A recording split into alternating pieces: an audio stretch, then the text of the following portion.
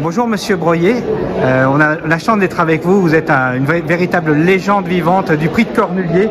On voudrait vous demander pourquoi selon vous les femelles sont aussi performantes en ce moment. Il y en a 7 qui ont gagné les 10 dernières éditions. Eh bien, c'est pas d'aujourd'hui que les femelles dominent les mâles. Je vais vous citer un exemple, c'est pas sur un Cornulier, mais c'était un prix des élites. Un prix des élites, oui. Un prix des élites, c'était en 62 par là. Hein. Ouais. Et c'était peut-être le plus grand prix des élites au point de vue performance. Je vais vous expliquer pourquoi. Je ne dis pas que c'était les plus grands espoirs, parce que l'espoir c'est Fandango. Fandango, il a gagné à 3 ans, il a gagné à 4 ans, il a gagné à 5 ans. Il a tout gagné. Hein, on ne peut pas faire mieux. Donc pour moi, c'était le super des super. Mais en 1962, on a assisté à un prix des élites. C'était 3 juments qui ont pris les 3 premières places.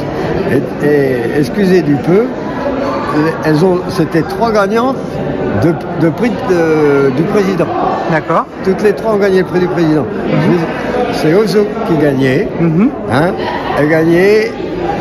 Elle battait le record des 3 ans. D'accord. Hein, okay. C'est pour ça que je dis que alors, elle battait le record des 3 ans. Noble Épine, elle rendait 50 mètres. Elle battait le record des 4 ans.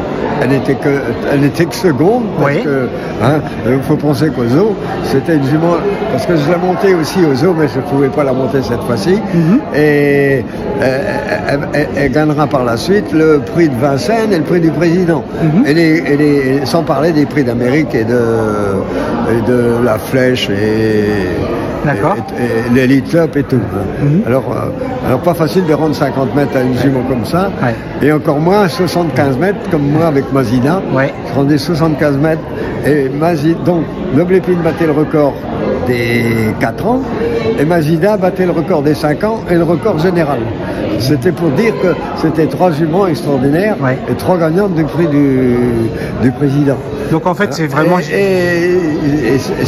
Et pourquoi des juments? Pourquoi Voilà, c'est plus difficile à expliquer. Ouais. En fait, ça peut être générationnel aussi. Hein. On a des. Voilà, oui. Il y a eu des grands.